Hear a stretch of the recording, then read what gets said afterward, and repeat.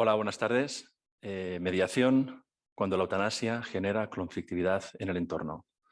Esta tarde tenemos una jornada donde nos acompañan profesionales como Carme Gil, Pilar Loncán, Carme Sabaté y Francesc José María, quienes desde su voz de la experiencia nos podrán explicar, ¿no? La poca, pues hasta el día de hoy, pues casuística que tenemos desde que está la LORE en vigor aquí en España, como ley orgánica reguladora de la eutanasia.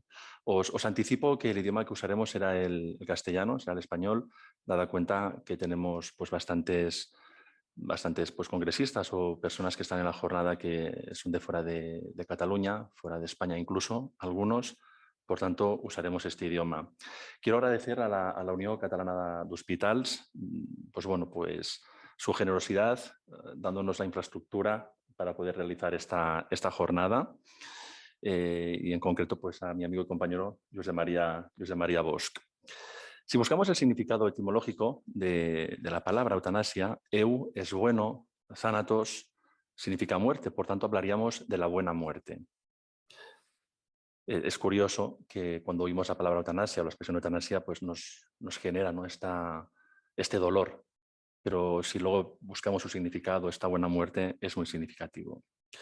Es difícil conjugar, es difícil ver cómo se pueden conjugar diferentes derechos como el derecho a la vida o luego ese derecho a la dignidad o esta autonomía de la voluntad. Y es complicado sobre todo cuando toca de cerca a las familias o toca de cerca, muy cerca a las personas. No sé yo si hemos tenido más conflictos durante se estaba cociendo, ¿no? Cocinando esta ley o después, una vez ya la hemos tenido. Creo que mientras estaba regulando, se generaron muchos más conflictos políticos, conflictos sociales, entre organizaciones sanitarias que podían o no podían aplicar esta normativa, qué pasaba con este derecho ontológico o qué podía ocurrir con la ética. Y es que los conflictos que obtendremos y que podremos trabajar desde la mediación, sobre todo serán los relacionales. Conflictos, sobre todo, de la persona que realiza la demanda de este servicio, conflictos con facultativos, personal asistencial, conflicto con familiares, con la propia organización, incluso conflictos con amigos. Pero lo más importante será qué información, con qué transparencia y qué información recibe en este caso el usuario que quiere hacer esta petición y cómo se le acompaña. De hecho, una compañera nuestra de la Sociedad Catalana de Mediación en Salud, Priscila Giraldo, decía que había estado yo en una conferencia y nos comentaba, ¿no? que el paciente no quiere acabar con su vida, sino que lo que quiere es acabar con su sufrimiento, con su dolor. Y tenemos que tener muy en cuenta, obviamente, este hecho. Claro, de hoy, de los ponentes, los conferenciantes que tendremos en esta mesa, nos gustará recibir respuestas. Queremos pensar que después de sus intervenciones pues podremos hacerles preguntas. Yo ya les lanzo unas preguntas muy concretas, ¿no? Una de ellas es si tenemos una sociedad madura que entienda el alcance de lo que estamos hablando. ¿Somos maduros, socialmente hablando? Me gustaría saber si podemos contemplar también la objeción institucional o si también nos pueden ilustrar los ponentes con algún, no sé, con algún ejemplo, ¿no? Ejemplificar alguna situación, o si será importante la formación que reciban en mediación los mediadores profesionales que puedan intervenir en estos casos. O bien, respecto al mediador, qué problemas se le pueden plantear frente a su imparcialidad o neutralidad. Con esto y con la intervención, ¿no? Pues que tendremos por parte de nuestros ponentes, creo que nos quedará pues, una tarde mucho más despejada de dudas. Por tanto, muchas gracias. José María. Sí, hola, buenas tardes a todos. Solo muy brevemente para, en primer lugar, agradecer a Carlos García Roqueta y a la Sociedad Catalana de Mediación en Salud que hayan pensado en la unión para que acojamos este acto y, por tanto, les damos la bienvenida a todos los que estáis, algunos presencialmente aquí y otros que estáis conectados y que os sintáis como en vuestra casa para debatir. Y nos parece un acto doblemente oportuno por dos motivos obvios. La Unió Catalana d'Hospitals es una de las entidades que forman parte como fundadoras de la Sociedad Catalana de Mediación en Salud y, por tanto, nos sentimos comprometidos con sus objetivos y con sus fines, y por otro lado porque desde la Unión Catalana d'Hospitals hemos digamos, celebrado la llegada de la LORE y, sobre todo, y en el ámbito que nos es más propio territorialmente, que es en Cataluña, su puesta en marcha de forma bastante efectiva, rápida y eficaz. Y en ese sentido, pues celebramos efectivamente que podamos debatir sobre aspectos que tienen que ver con la LORE, con la eutanasia y con la prestación de ayuda a morir. Y también es relevante un acto como este, y de hecho, por lo que nos comentaban hasta ahora, la inscripción ha sido muy numerosa, porque es un acto que enfoca o que conecta dos mundos, el mundo de la mediación y el mundo de la prestación de ayuda a morir, en un enfoque, si me permitís la redundancia, que es bastante novedoso y que no se había planteado hasta el día de hoy. Por lo tanto, nada, agradeceros la presencia, insisto, la virtual y la presencial de los que estáis aquí. Desearos que la sesión sea de provecho, que seguro que lo será. Los ponentes son de nivel y agradeceros nuevamente que hayáis venido aquí a la Unión a celebrar esta sesión. Muchas gracias. Ahora van a subir los ponentes al estrado y seguirá la sesión.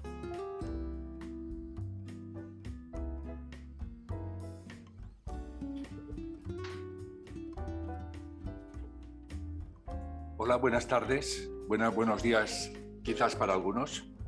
A los que nos acompañan en este webinar, que como acaban de oír, está organizado por la Sociedad Catalana de Mediación en Salud y que hemos titulado de este modo, me reitero, Mediación cuando la eutanasia genera conflictividad en el entorno. Ante todo, quiero agradecer a la Unió Catalana d'Hospitals que nos acoge para celebrar este acto. Quiero saludar también a los ponentes que nos acompañan y que inmediatamente presentaré. Y saludo y agradezco a todos ustedes que están en sus casas, lugares de trabajo o desplazándose, que nos acompañan. Y agradezco también al equipo técnico de la Societat Catalana de Mediación Salud y de la Unió que hacen posible este acto, especialmente Maite Matas, Raquel García. El tema que nos convoca es la eutanasia y la mediación, y en particular el potencial abordaje de los conflictos que se generan alrededor de ella, y frente a los cuales la mediación puede ser una herramienta útil. Aunque me reitere, recordemos la definición de eutanasia. Es una intervención deliberada para poner fin a la vida de un paciente sin perspectiva de cura. Así lo dice el diccionario de la Real Academia. Desde el punto de vista de los médicos, yo soy Josep Lluís de Perà y soy mediador y médico, definimos en nuestra profesión la muerte sin sufrimiento físico. Antes Carlos García hablaba de la buena muerte. La eutanasia se concreta en la prestación de ayuda para morir. Es una acción derivada de proporcionar los medios, así lo dice la ley de la eutanasia, los medios necesarios a una persona que cumple los requisitos previos en una ley que mencionaremos y que ha manifestado su deseo de morir. Y esta prestación es una prestación que está incluida en la cartera común de servicios del Sistema Nacional de Salud y es de financiación pública. Por tanto, en el caso de España, un país que se incorpora a los pocos que todavía disponen de esta prestación, al alcance de cualquier ciudadano español y algunas características en relación con la residencia de ellos. Así pues, estamos hablando de una ley orgánica, no es cualquier cosa, es después de la Constitución en el segundo grado de las leyes, otras personas lo van a explicar mejor, que regula la eutanasia. Y me gustaría recordar un punto que pone en el preámbulo de la ley. Ya sabemos que los preámbulos de la ley, las exposiciones de motivo son muy relevantes desde el punto de vista teórico y luego van a ser desarrolladas en el articulado. Dice, la eutanasia significa etimológicamente la buena muerte y se puede definir como el acto deliberado de dar fin a la vida de una persona producida por voluntad expresa de la propia persona con el objeto de evitar un sufrimiento. Maticemos, estamos combatiendo una situación de salud de una persona. En nuestras doctrinas bioéticas y penalista existe hoy un amplio acuerdo en limitar el término de eutanasia a aquella que se produce de manera activa y directa. De manera que las actuaciones por omisión que se designaban como eutanasia pasiva, es decir, la no adopción de tratamientos tendentes a prolongar la vida y la interrupción de los ya instaurados conforme a la Lex Artis, o las que pudieran considerarse como eutanasia activa e indirecta. comentaremos esos aspectos, supongo que en el debate, que sería la utilización de aquellos fármacos o medios terapéuticos que alivian el sufrimiento físico o psíquico, aunque aceleren la muerte del paciente. Serían los cuidados paliativos que conocemos, no solamente los tendentes a eliminar el dolor, sino también a dar un soporte psicológico y social de la situación que abordan los servicios de cuidados paliativos. Es sobre los conflictos, algunos identificados, otros posibles, insertos en ese entorno sobre el que hablarán nuestros ponentes. Me place en presentarlos. Primero hablará Francesc José María.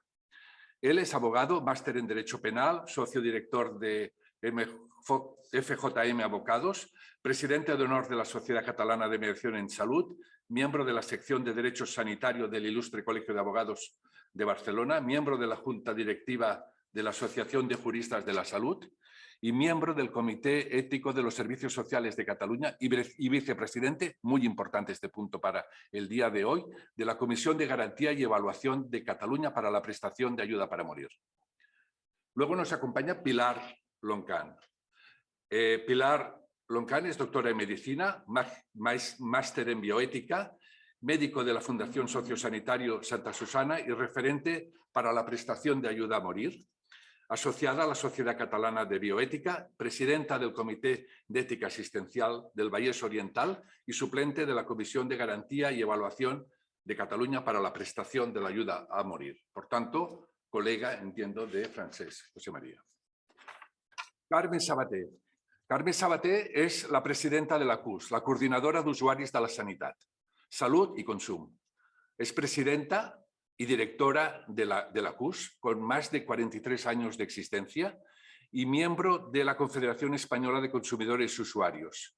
Miembro en diferentes órganos y comisiones, como el Consejo de Dirección del CatSalut, del Comité Ético de Investigación Clínica del Colegio de Médicos de Barcelona, máster en Economía Social y Técnicas de Gestión de las entidades sin ánimo de lucro, escuela y productora y coordinadora de programas de radio, salud, calidad de vida, con una gran capacidad para comunicar. Y finalmente, Carme Gil. Carme Gil es magistrada de la sección tercera de la Audiencia Provincial de Barcelona, orientada al ámbito penal y justicia juvenil, vicepresidenta de GEMME, importantísimo este punto, del Grupo Europeo de Magistrados por la Mediación. Con anterioridad ha sido fiscal durante 17 años, 5 de ellos fiscal de menores y máster en mediación por la UPF. Yo creo que con este panel suficientemente completo, porque cubre todos los puntos sobre los que queremos tratar, abogados, profesionales de la salud que atienden, usuarios que de alguna manera tratamos que representen a los pacientes y finalmente una magistrada. Yo creo que nos va a dar una panorámica completa y estoy empezando ya a invitar a Francesc José María que nos inicie su ponencia. Antes de empezar, Francesc, para el conjunto de asistentes, ustedes disponen del chat para poder hacer preguntas que eventualmente van a ser leídas si se puede producir un debate. Tengan toda la libertad para expresar sus opiniones y luego las trasladaremos a los ponentes al final del debate. Adelante, Francesc. Bien, buenas tardes. Sería de recibo empezar por un agradecimiento, pero claro, si soy el presidente de honor de la entidad que ha organizado el evento, sería agradecerme a mí mismo mi propia presencia, con lo cual no me parece lógico. El tema que vamos a abordar es un tema que, como se ha dicho, no se ha abordado suficientemente. Hemos estado, desde que se aprobó la ley orgánica de regulación de la eutanasia, muy ocupados en su puesta en marcha, la comisión, las comisiones en las comunidades autónomas y en empezar a atender las solicitudes que han ido llegando, ¿no?, para dar una respuesta lo más pronta y lo más adecuada a nuestra realidad legislativa, y no nos hemos parado quizá a reflexionar suficientemente en la problemática, cómo abordar la problemática cuando la solicitud de la prestación de ayuda para morir provoca o genera algún tipo de conflictividad con los profesionales que atienden al paciente, pero fundamentalmente, y este es el título de la jornada de hoy, con el entorno, con ese entorno afectivo, familiares, allegados, etc. Bien, los conflictos al final de la vida implican muchos factores complejos. Hay opiniones diferentes en el entorno respecto al pronóstico del paciente, respecto incluso al grado de sufrimiento y la soportabilidad del mismo, respecto a los valores morales que inciden en una solicitud de estas características, las creencias religiosas e incluso las propias dinámicas familiares. La entrada en vigor de la Ley Orgánica de Regulación de la Eutanasia ha tenido implicaciones de gran alcance en la toma de decisiones por el paciente. En primer lugar, tenemos que verificar realmente si la decisión de poner fin a la vida se ha producido con absoluta libertad, autonomía y con conocimiento, ¿no?, de lo que se solicita y de las consecuencias, en este caso, irreversibles de llevarse adelante, de realizarse la prestación solicitada. Pero también ha tenido o tiene un gran alcance en la intervención del entorno familiar. Somos una sociedad donde la familia tiene un peso específico muy importante en todos los procesos de salud, ¿no? La opinión, ¿no?, de los allegados, de las personas vinculadas, tienen o han tenido siempre un peso, y por mucho que respetemos el principio de autonomía, siempre está allí, ¿no?, esa referencia, ¿no?, de qué es lo que opina, ¿no?, qué es lo que opina, y muchas veces incluso hay una dejación por parte del propio interesado en ese familiar, lo que diga mi hija, lo que diga mi mujer o mi esposo, ¿no? Y eso lo vivimos cada día.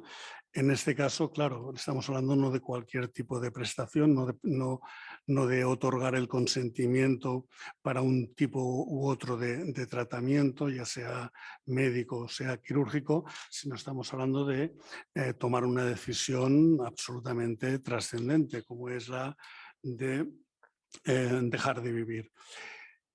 Y por tanto, en este marco no es nada inusual que la manifestación de voluntad de querer acceder a la prestación de ayuda para morir genere una cierta incomprensión, cuando no oposición, por parte de esos familiares o esos allegados más cercanos del solicitante, incluso también con los profesionales sanitarios que lo atienden, y que estos no se resignen a permanecer impasibles ante lo que consideran una decisión injusta o contraria a sus principios morales, e intenten en esta disyuntiva convencer al sujeto, ¿no?, que desista de su idea, inmiscuyéndose en una decisión tan íntima y tan personalísima.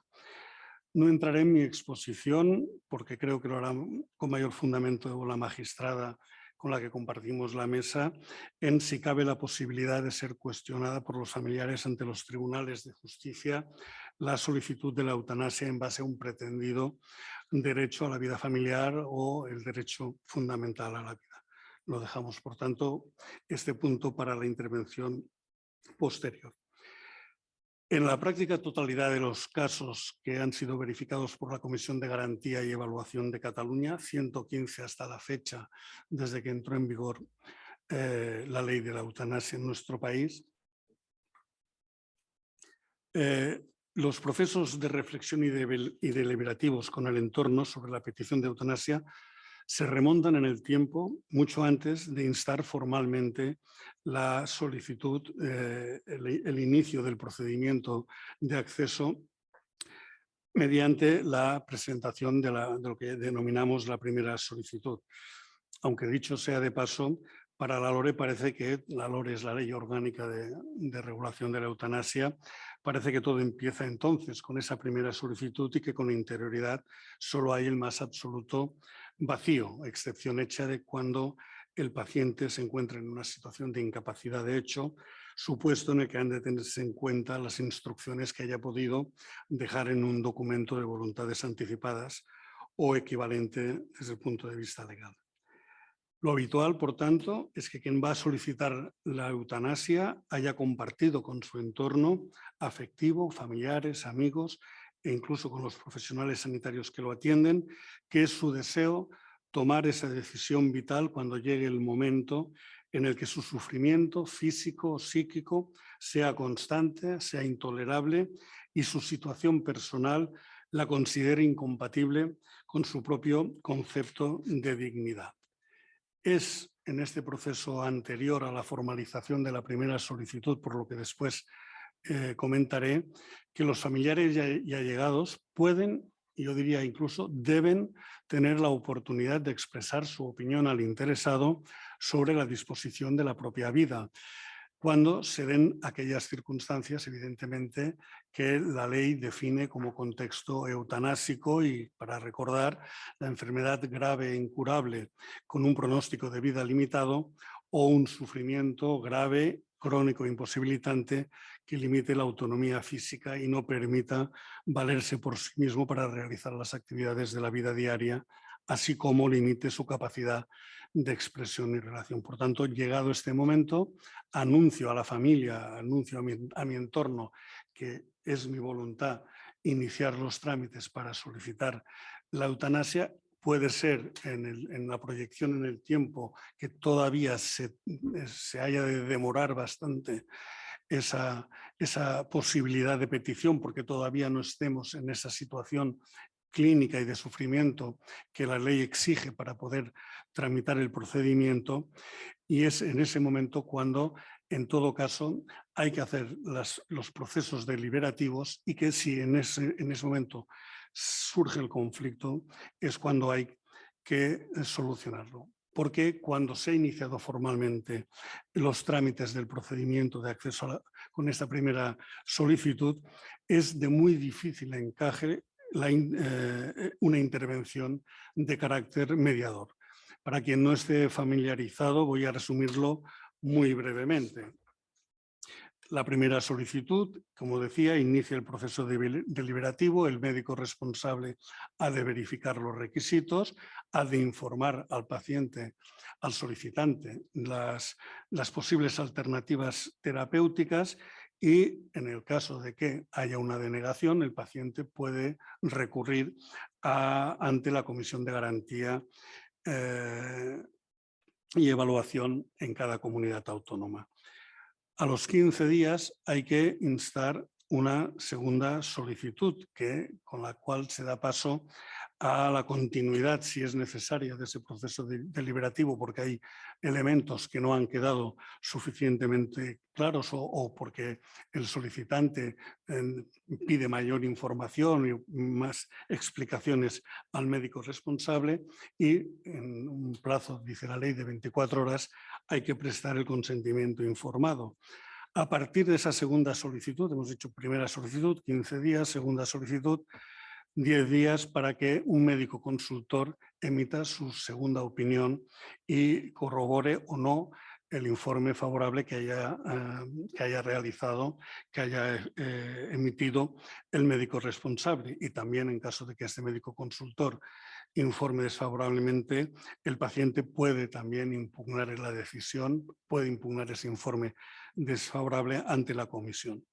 Después, una vez emitido el informe por el médico consultor, hay un plazo de 3 días para que la comisión designe a 2 miembros, un médico y un jurista, para que verifiquen realmente si se han cumplido con todos los requisitos de carácter, unos de tipo personal, como son la mayoría de edad, la nacionalidad, la residencia, la voluntariedad de la petición y ausencia de cualquier tipo de coacción, etcétera, etcétera. Y frente a la resolución de la comisión, que puede ser favorable, desfavorable, o puede existir un desacuerdo entre los miembros de esa dupla nombrada por la comisión, pues también cabe otro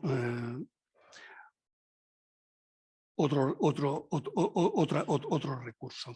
Y al final todo puede acabar en un contencioso administrativo ante los tribunales de esa jurisdicción.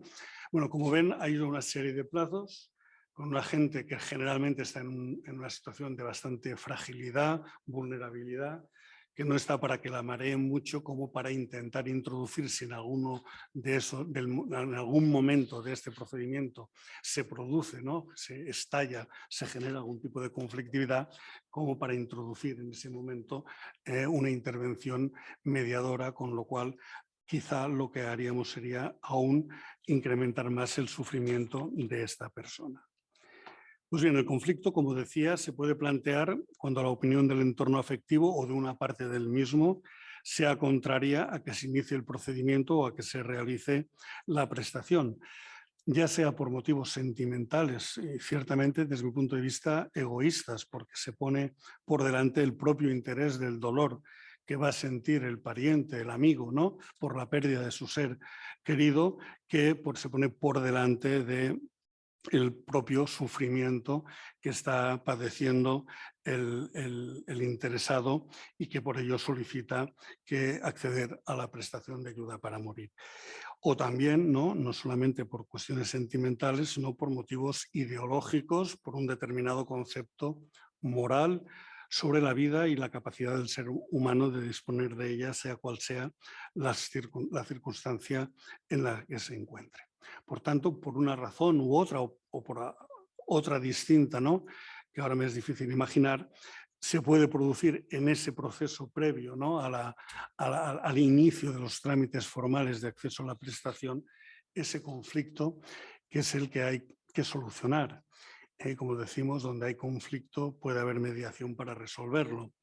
Pero en el caso que nos ocupa no sería tanto un proceso de mediación estándar para llegar finalmente a un acuerdo, puesto que entiendo yo que la muerte no es transaccionable, aunque sí pueden serlo algunos elementos o determinadas cuestiones circunstanciales, como puede ser el momento en que se deba realizar la prestación, las personas que han de estar presentes en ese acto, en ese momento, el lugar, la modalidad, etcétera, etcétera.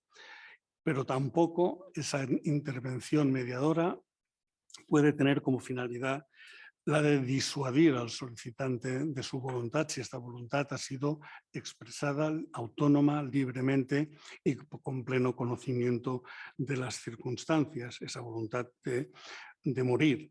Sino el objetivo de la mediación, a mi modo de ver, tendría que ser la comprensión mutua, que el solicitante llegue a entender y por tanto no le sepa tan mal, ¿no?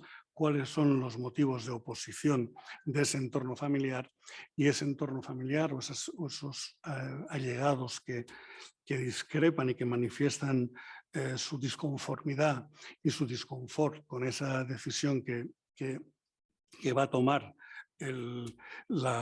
su familiar, ¿no? Pues también lleguen a entender, a comprender cuáles son las razones profundas de esta decisión.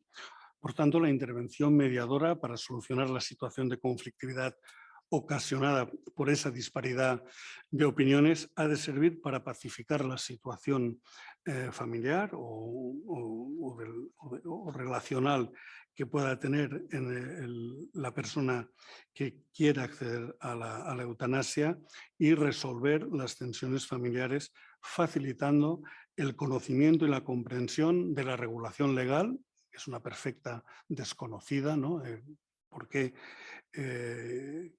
cuál es la ley que prevé, que regula, etcétera, de la gravedad de la situación clínica y del padecimiento de quien está sufriendo, de lo que muchas veces la familia o ese entorno afectivo no es del todo consciente. Y sobre todo, como decía antes, de los motivos íntimos que llevan a un determinado individuo a tomar esa decisión, que es la más importante que haya tomado en su vida, que es la de dejar de vivir. Creo, y voy acabando, que deberían existir mecanismos gratuitos de mediación y gestión de conflictos a disposición de las familias y los profesionales para resolver esa conflictividad relacionada con la toma de decisiones para acceder a la prestación de ayuda a morir. Conflictividad, como decíamos, derivada de diferencias culturales, religiosas, espirituales, ¿no? y de esa falta de comprensión mutua. Y para dejar vivir en paz, tener una buena muerte, a la que ha aludido antes Carles García en su introducción, que es lo que en definitiva significa la eutanasia. Lo que necesita más que nada quien va a dar tan trascendental e irreversible paso es la comprensión y el apoyo de sus seres queridos para morir de forma pacífica y cómoda en lugar de lenta y con un sufrimiento añadido por la oposición y por la incomprensión de estos. Muchas gracias por su atención.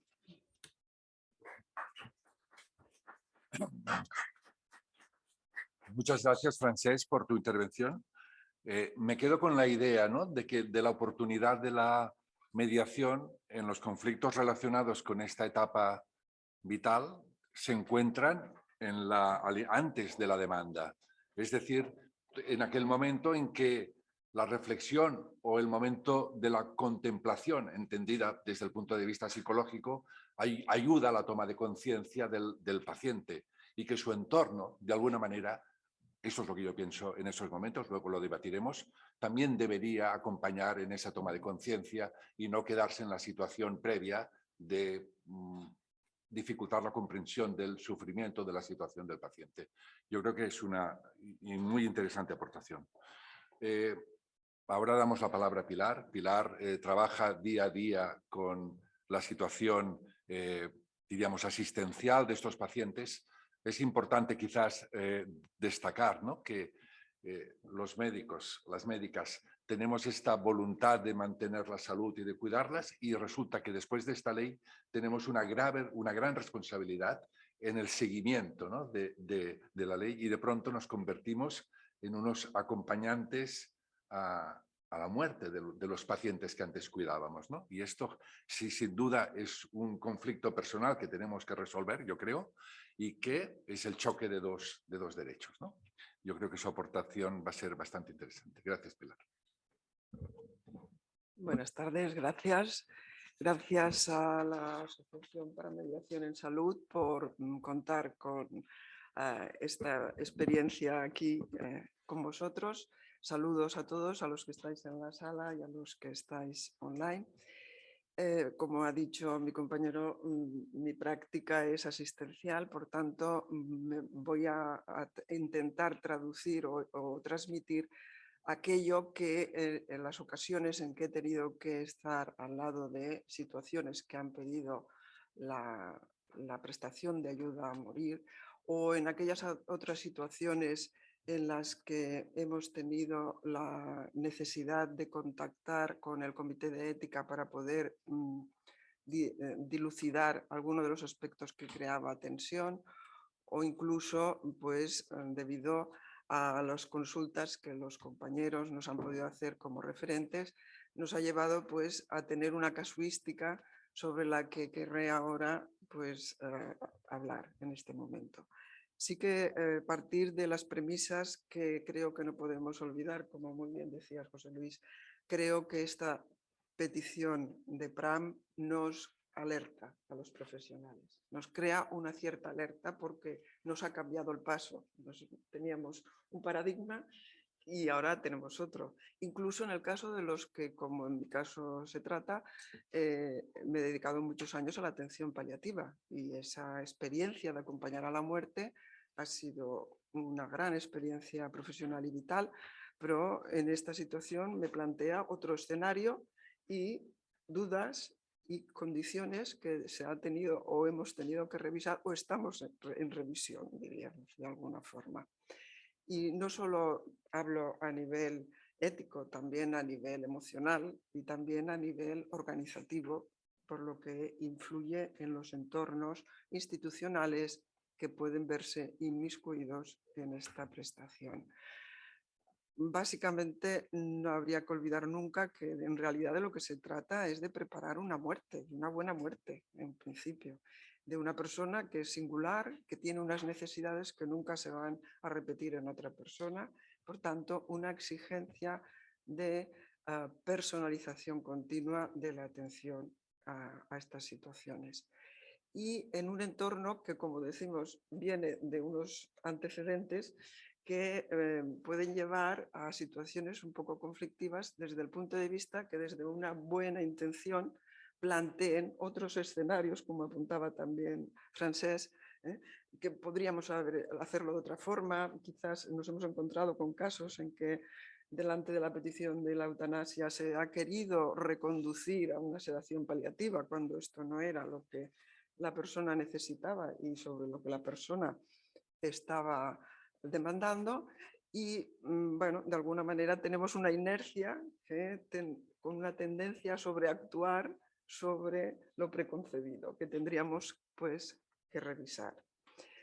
En concreto, me gustaría que consideráramos 3 aspectos.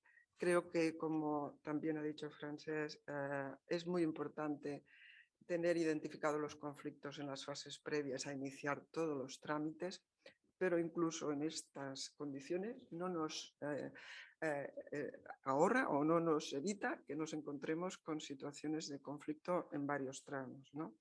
El tema de la información, por supuesto, es el más relevante. Ya lo ha explicado muy bien Francesc. En las otras condiciones, como puede ser el tema de las relaciones en relación ya a la solicitud, sí que también aparecen cuestiones que previamente se tendrían que plantear, ya no solo con la familia, sino también con la organización, porque esto implica cambios, como vuelvo a decir, organizativos, problemas que pueden darse con los propios profesionales, por cuestiones como ahora ya lo revisaremos, con el propio entorno afectivo. Y incluso en el momento en que la prestación ya está en el punto de ser hecha efectiva, de hacerse ya pasar a la acción, diríamos, pues también tenemos que tener previstas muchas condiciones, sobre todo en el caso en el que estén incluidas o estén implicadas otras organizaciones, como puede ser el caso cuando la persona ha decidido ser donante de órganos. Esto implica a otras organizaciones con las cuales ya hemos tenido que dilucidar circuitos, posibles problemas, dificultades, etc. En todas ellas, lo imprescindible, como podéis ver, es tener una buena información y un buen acompañamiento. En realidad es la comunicación, ¿no? La comunicación lo que nos hace falta para poder avanzar de una forma favorable. Si esto lo queremos ya analizar un poco más, hacer un recorrido por los diferentes actores que van a tener presencia en este proceso, me he permitido recoger algunas de las cuestiones en estos diferentes espacios, como por ejemplo es el de la atención a la persona. La persona necesita una información apropiada y personalizada.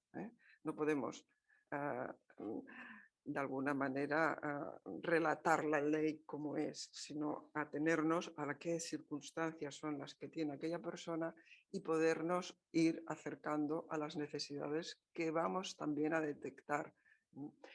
Cada persona, evidentemente, tiene sus circunstancias particulares y esto también da unos tiempos y unas situaciones diferentes cuando se trata de casuísticas o de casos en los cuales su esperanza de vida, diríamos por decirlo así, o su condición clínica de base no es tan grave, no es tan inminente la pérdida, diríamos, de la capacidad de vivir porque sus condiciones biológicas y patológicas tienen un recorrido más largo, tienen una cierta diferencia cuando nos encontramos con situaciones en que los pacientes están en fase de mucha fragilidad, con poca expectativa de vida y en lo cual no podemos entretenernos ni en trámites ni en cuestiones que sean previsibles. También nos podemos encontrar con demandas inesperadas. Recuerdo un caso en el que la persona pedía que se le aplicara la prestación de ayuda a morir por la noche, ¿no? Claro, esto los profesionales no estamos acostumbrados a actuar con, ¿cómo se dice? Con nocturnidad. Y esto también nos quedó algo como, ¿qué vamos a hacer? ¿Cómo lo vamos a hacer? ¿No? Un elemento importante es recoger información, sobre todo si hay un documento de voluntades anticipadas, porque ya también nos ayuda a saber qué es lo que se ha trabajado, qué es lo que se ha pactado previamente, cuáles eran esas necesidades o esas, diríamos, criterios de calidad de vida que tenía esta persona y también con qué entorno contamos. En una de las cuestiones que recogemos sobre todo también es si en ese documento, y si no lo hay, tenemos o deberíamos tener la oportunidad de plantear si esa prestación ha pensado que también está vinculada a una posible donación, sea de órganos o sea de tejidos. Bien, esto, claro, lo hacemos los profesionales que estamos delante de la persona, ¿no? Y como hemos comentado, es un cambio de paradigma importante. No voy a seguir por aquí porque ya lo hemos comentado, pero también otro elemento importante es qué tipo de relación tiene este profesional con ese paciente en concreto a lo largo, ¿no?, de la trayectoria en la que han podido interaccionar. Hemos visto como en casos en los cuales esa relación era de largo recorrido, ha cuestionado mucho al profesional esa petición. ¿Por qué? ¿Qué es lo que no hemos hecho bien? ¿Por qué no hemos sabido prevenir esta situación o qué ha faltado? Es una de las cuestiones que los profesionales explican. Cuestionarse cómo es que ha llegado a este momento. Sobre todo en los casos en los cuales la condición clínica de la persona no es tan grave, cuando se trata más de un sufrimiento menos físico, diríamos, menos visible también desde el punto de vista físico. Y bueno, es algo sobre lo que tenemos que reflexionar los profesionales. La propia situación personal.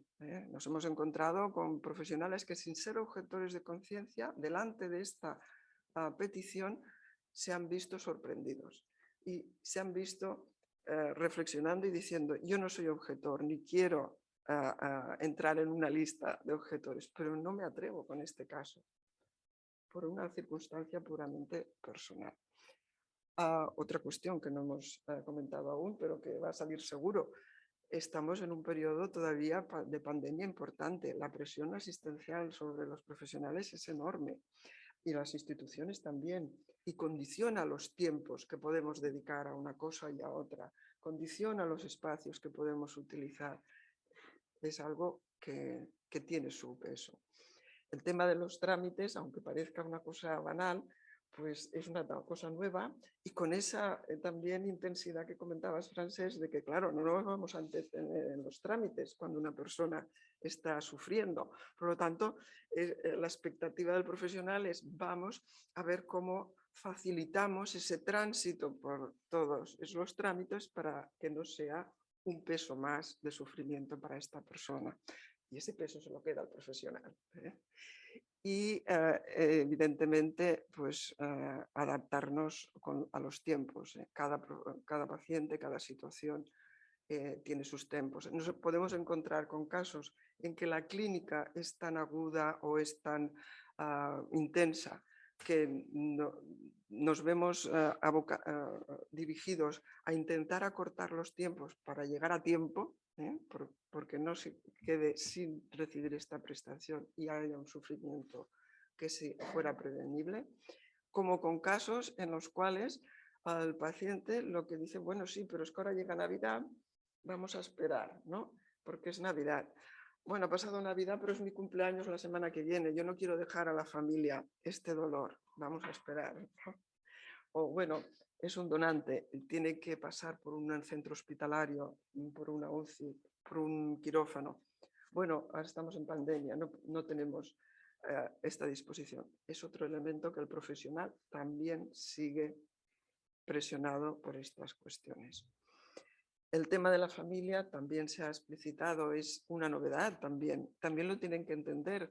En algún caso en el cual la persona había sido muy explícita durante muchos años pidiendo la eutanasia, durante 17 años que pedía la eutanasia, en el momento en que se decide hacer la práctica y hace la solicitud, la familia se sorprende. Y hacía 17 años que la persona estaba pidiéndola. Se sorprende, ¿por qué? Porque la veía como una posibilidad, pero no como una realidad. Y esta realidad confrontó, creó muchas cuestiones, aparecieron divergencias, culpabilidades, etc. Quiere decir que aquí hay un gran marco relacional y de acercar a las personas a poder entender de qué se trata, ¿no? Como decíamos. Y otro tema importante con las familias también ha sido el tema de la confidencialidad, porque en algunos casos, sobre todo en personas con mucha autonomía, con mucho control sobre su proyecto vital, en concreto en un caso nos encontramos con que no quería que su familia supiera nada del proceso hasta el momento mismo de la práctica. También como profesionales nos interpelaban, porque ya también sabíamos que las cosas podían ser más complicadas, ¿no? Y es otro elemento a trabajar. Y por fin llegó al apartado instituciones, organizaciones, y las instituciones han hecho un esfuerzo por hacer información en sus medios, en sus organizaciones, y este esfuerzo a veces ha sido muy informativo y poco reflexivo. Yo abogo porque, aparte de un espacio de información, se abran espacios de reflexión en los equipos, en los espacios institucionales, para poder facilitar pues diríamos, posicionamiento de los profesionales y organizarnos de mejor manera en las siguientes ocasiones. Luego también tenemos que tener en cuenta, en nuestro caso, hay instituciones en todo el territorio que no son estrictamente públicas, que tienen idiosincrasias morales distintas, que tienen visibilidades sociales en el entorno distinto, que también ha llegado a afectar a cómo, ¿no?, encajaban este tema en su propia estructura, diríamos. La situación epidemiológica la he comentado. Y el otro papel importante que creo que podemos y puede continuar después de la prestación es cómo se hace ese acompañamiento durante el proceso a las personas familiares y profesionales, pero sobre todo cuando termina también el proceso a los propios profesionales. En cuestión, de alguna manera, para ir resumiendo, al final es un derecho individual y, como dice Timothy Snyder, los derechos individuales se consiguen con el esfuerzo de todos, con el esfuerzo en común. Y ese esfuerzo pues, ha implicado revisar objetivos éticos de las instituciones, de las organizaciones, de los profesionales, personales también, identificar adecuadamente todas las necesidades que podamos detectar en la persona y ajustar las acciones para prevenir esos conflictos o, si no, si los detectamos, poderlos trabajar cuando menos daño hagan, cuando más favorezcan el proceso. Hay un elemento que también me ha gustado recoger de la Escuela Andaluza, que es el trabajar la empatía. Trabajar la empatía vista como ese acompañamiento desde una distancia terapéutica, sin intentar ocupar el sitio del otro, pero entendiendo qué es lo que necesita. Y lo que necesita es tener espacios de comunicación que sean fiables, que den confianza, que permitan colaboración, que ayuden a facilitar el proceso. Bien, ya recapitulando, todos estos aspectos de información, solicitud, desarrollo, prestación, todos ellos han requerido, pues, o pueden requerir, también es un desideratum estas palabras, que revisemos aspectos de dimensiones distintas. Desde el punto de vista ética, cuáles son los objetivos como profesionales, como instituciones. Desde el punto de vista emocional, que los profesionales interpreten cómo gestionan las emociones. Creo que antes ha dicho, si éramos una sociedad madura, también nos tenemos que preguntar si somos unos profesionales maduros en este sentido. Y uno de los déficits más importantes en nuestro sistema es la falta de apoyo emocional a los profesionales en el mundo de la sanidad, sobre todo en situaciones cercanas a la muerte, y está con más motivo.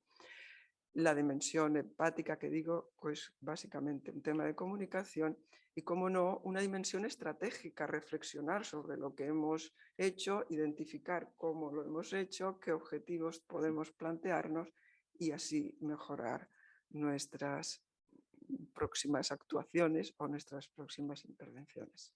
Muchas gracias.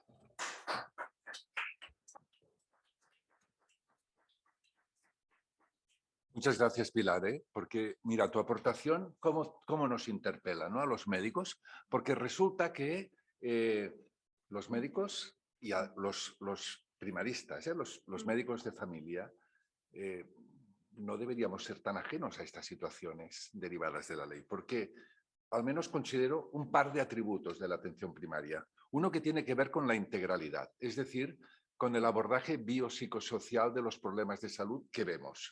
Parece como si la ley de la eutanasia nos pusiera delante la necesidad de incorporar de una manera efectiva, no de boquilla, esta dimensión. Y la otra, por citar otra, sería la longitudinalidad, que sería el acompañamiento no solo a lo largo del día, sino a lo largo de la vida de los médicos de familia y comunitarios, ¿no?, que por algo se deben llamar así como apellidos, en relación con la vivencia cercana con los pacientes a lo largo de sus problemas de salud a lo largo del tiempo. Y al final de todo está el momento del acompañamiento a la muerte. Bueno, dicho esto, me gustaría luego preguntar a los juristas y a los abogados la figura esta del profesional o del médico responsable. ¿Quién es? ¿Es el especialista que trata la causa última de la muerte o es el médico de cabecera que supuestamente tiene esta función, ¿no? Porque probablemente lo que expresa esta situación es probablemente la redefinición de las estructuras, del funcionamiento de los procesos o de las acciones que están presentes en el sistema de salud. Porque de alguna manera hay que, lo decía Pilar al principio, hay que adoptar un nuevo rol que no debería ser tan diferente. Ahora estoy pensando, por ejemplo, y lo comentábamos en la preparación de la mesa en algún momento, ¿no?, que sería el consentimiento informado. Porque el consentimiento informado actualmente acaba siendo un trámite burocrático en la que no hay una explicación clara de las cosas. Me temo que, o desearía que no pasara esto en la ley de la eutanasia, porque estamos hablando de palabras mayores y por tanto no podemos entenderlo como un proceso administrativo. Y no sé si tenemos este riesgo. Porque, y ya disparo con Carmen, ¿no?, porque va a tener que, sobre todo, porque no tenemos que centrarlo en la situación de los médicos o del sistema sanitario. Es que está la persona, está el paciente, que es el centro de atención nuestra. Entonces, Karma, ¿cómo ves, diríamos, qué representa para la dignidad de la situación del paciente en este momento? ¿Cómo afecta los derechos y deberes de los pacientes y de los no pacientes cuando enfrentamos la ley de la eutanasia? Muchas gracias. Gracias a la organización, gracias a tú, Josep Lluís. A ver, justamente yo he planteado o he querido enmarcar el tema de la eutanasia en el contexto de los derechos de los pacientes. En un breve resumen, en el 2002, a través de la Ley 41, los juristas saben muchísimo, yo no, se estableció el derecho a la información asistencial y como consecuencia, lo que decías tú, José Luis, la autonomía del paciente y el consentimiento informado. Entonces, yo no les voy a aburrir con el contenido de lo que lo define, que ya sabemos todo lo que es. Otra cosa es que se cumpla como se pensó en su momento. Pero no solamente fue entonces, sino que posteriormente, en el 2017, se amplió los derechos de los pacientes con el título de Drets i deures de la ciutadania en relació amb la salut i l'atenció sanitària. Derechos y deberes de la ciudadanía en relación con la salud y la atención sanitaria. La parte que nos interesa se concentra pues, en unos apartados, el 517, 518, que es el derecho a vivir el proceso de vida de acuerdo con su concepto de dignidad, porque es que la dignidad y la libertad está muy por encima, ha de estar muy por encima en el tema este de la eutanasia. O sea, evidentemente la libertad en un paciente que se encuentre en plenas condiciones cognitivas, claro. Al 2002 parecía una novedad facilitar la información al paciente Y entonces creó derechos y obligaciones de los pacientes en relación con la salud, pero es evidente que en el 79, y miren que voy hacia atrás, del 2002 al 2017 y me voy al 79, el Código de Deontología Médica establecía dicha obligación, solo que no decían que era obligatorio, sino si el paciente lo solicitaba. Hablo del consentimiento informado, de la información al paciente, de la situación absoluta sobre su salud.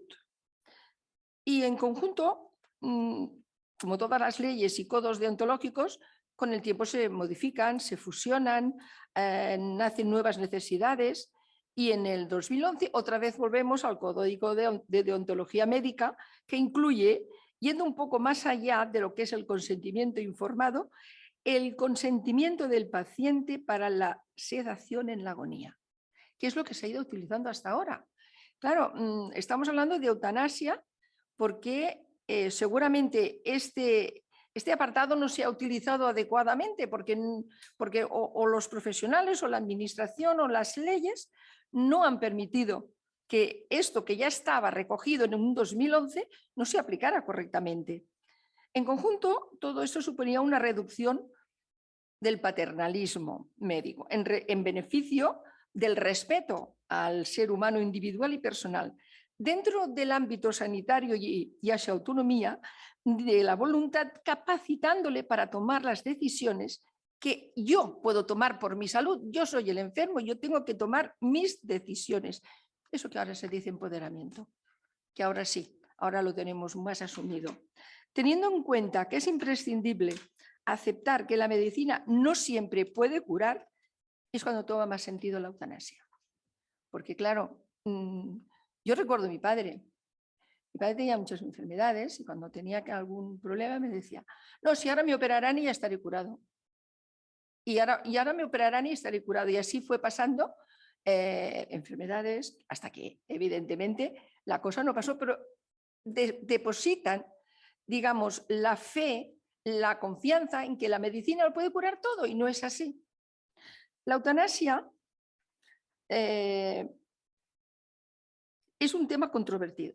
Controvertido, lo ha dicho José María, Francesc José María, lo ha dicho Carmen, lo ha dicho incluso José Luis, porque intervienen emociones, enfermedad, dolor, familia, profesionales, creencias religiosas y sobre todo hay un valor que creo que se tiene que tener en cuenta que se entiende por dolor intolerable.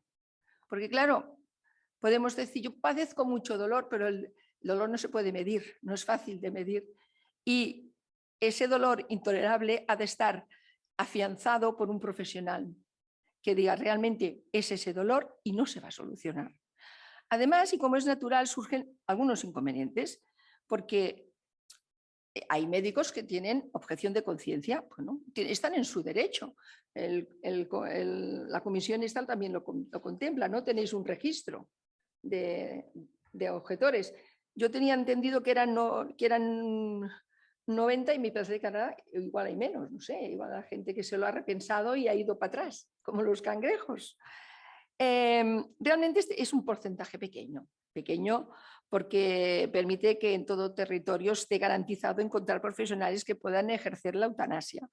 Y si hablamos de las solicitudes, me ha sorprendido, yo tenía 53 y ahora son 115. Oye, si me has más que duplicado. Pero nos surgen dudas, porque es un tema que nos resulta desconocido, porque nuestra sociedad, aunque laica, tiene muchas connotaciones de creencias religiosas, creencias que no permiten la eutanasia porque es como un sacrilegio para las familias, para la persona. Pero bueno, hemos de ir avanzando. Yo creo que estas cosas se han de tirar adelante. Primero, ¿la persona afectada tiene derecho a la información sobre la eutanasia? Evidentemente sí. Pero ¿pueden los familiares allegados, lo que decía Carmen, pedir al médico que no le diga la verdad porque, oye, no le vas a decir que te vas a morir? No se lo digas, oye, porque, uy, va a padecer mucho, entonces se va a hundir. ¿Por qué? ¿Y por qué no tiene que decírselo? Y si es que no va a tener posibilidad de curación. Y bueno, ¿quién ha de plantear la eutanasia? Puede ser el paciente. pero a veces el paciente está tan preocupado, tan confundido con su padecimiento, que incluso no se ve capaz de discernir. Y entonces, ¿quién ha de plantear? ¿Es el médico responsable? ¿Puede hacerlo? ¿Cuándo? ¿En qué momento? ¿Forma parte de su responsabilidad? Yo creo que son cosas que hemos de madurar. En el inicio del proceso, ¿quién ha de tomar la iniciativa? ¿Ha de ser el médico? ¿Ha de ser el paciente? ¿Han de ser los dos? Pero yo siempre insisto con las facultades mentales, vamos, que estén en plena facultad. Pero volviendo a los profesionales objetores de conciencia, ¿quién se ha planteado? Una tontería, porque ¿cómo se resolvería si se tratase de un lugar pequeño con un único profesional y este fuera objetor? ¿Se ha valorado esto? ¿Se ha pensado? A ver si en algún sitio, no sé, vas a la quinta puñeta, perdón, a la quinta porra, en un lugar muy apartado donde hay solamente un médico y ese es objetor de conciencia. Y no le puedes obligar a que lo haga. El enfermo no se puede trasladar. ¿Cómo se soluciona esto? No hemos de olvidar que la eutanasia da libertad a la persona que se ve afligida por una enfermedad incurable o dolorosa. Es difícil decidir porque es el derecho a la propia vida al que tú renuncias, lo decías tú, Francesc. Pero también hay que tener profesionales que ayuden a decidir, que faciliten información, que no convenzan, pero sí informen de cómo se llevará a cabo esa ayuda a la buena muerte que decíamos aquí en la mesa de Dios. Con todo, consideramos que todavía es un tema tabú en muchos sitios. Hay zonas de Cataluña o de España en que todavía se considera tabú. ¿Por qué? Pues no sé, porque parece que todo hemos de vivir eternamente y aquí nadie se puede morir y hemos de quedar aquí como simiente de rábano. ¿O deberíamos hacer pedagogía? ¿Dónde? Para empezar a explicar a la población que la eutanasia es un derecho a decidir individual en un momento determinado en que tu vida no tiene continuidad y que además padeces dolor. ¿Qué problemas nos podemos encontrar en una situación de eutanasia? Dejando aparte los 40 días esos que os tardáis que está muy bien, porque estáis, digamos, valorando todas las posibilidades que puedan haber y todos los posibles inconvenientes.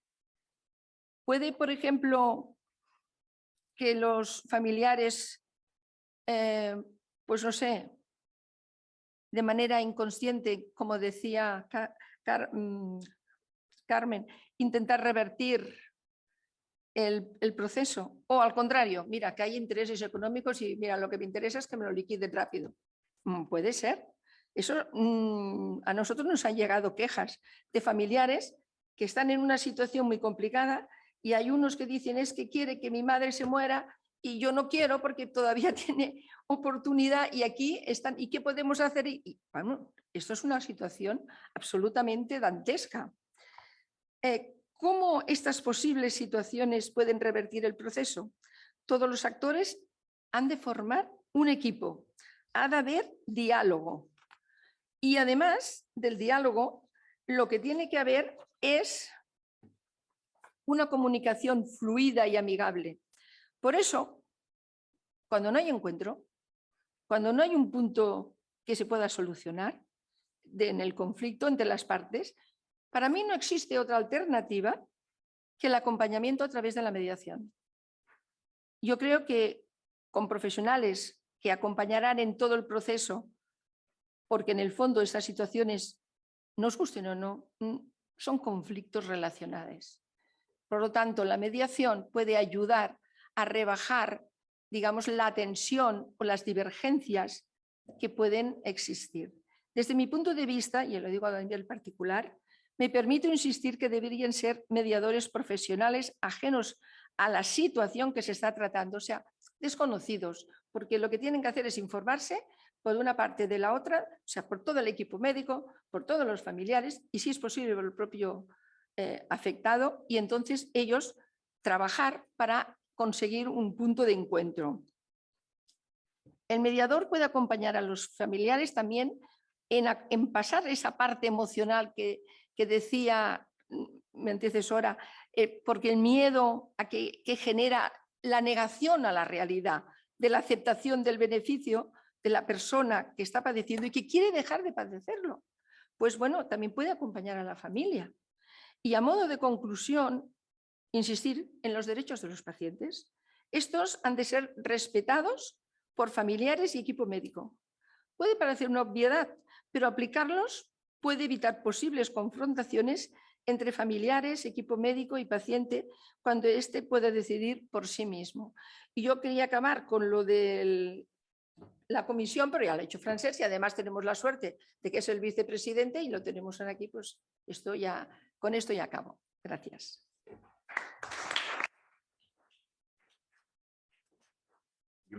Gracias, Karma, porque has planteado el tema de los derechos de los pacientes, de la dignidad de los pacientes en esta situación, y has introducido un tema que ya lo había introducido también Francesc al inicio, que es el papel de los familiares en la gestión de la posible conflictividad que pueda haber en esta fase previa a la decisión de solicitar la PRAM, ¿no? La prestación para ayudar a morir. A Karma Gil le vamos a estar preguntando no solamente sobre este tema, sino algunos más que están apareciendo en el chat, porque probablemente el estamento judicial acaba teniendo una parte relevante, amparada por la ley, por supuesto, para gestionar este tipo de situaciones. Entonces, ahora le pedimos que nos comente este tema. Gracias, Karma. Bueno, muchísimas gracias por invitarme a esta jornada. Y pues la verdad es que yo a menudo en mi profesión me pregunto qué estoy haciendo aquí. Y hoy es uno de esos días porque no tengo ninguna respuesta, solo tengo preguntas. Y creo que en el tema del que estamos hoy tratando, el papel de los jueces debe ser un papel absolutamente residual y que no debieran llegar a los tribunales demandas, y mucho menos desde mi punto de vista demandas no del interesado contra la resolución de la comisión, que es lo que prevé la ley, sino de familiares contra la decisión del paciente que ha solicitado la ayuda para morir. Nos preguntaba al principio Carlas si somos maduros socialmente hablando. Yo creo, y en los tribunales lo vemos a diario, la respuesta es que no.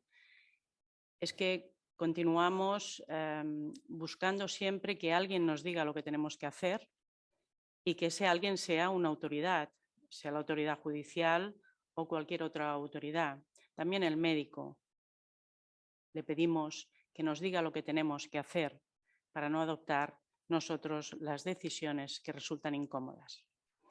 Y yo creo que en el tema de la ayuda a morir y de la eutanasia arrastramos, como ha dicho Karma, importante lastre histórico en nuestro país, que es la vinculación religiosa de nuestra sociedad, a pesar de que constitucionalmente estamos declarados como un Estado laico, pero donde el sentimiento religioso tiene un peso absolutamente respetable, pero que en muchas ocasiones se vincula con decisiones que van más allá de lo que debe ser la esfera propiamente íntima de la persona.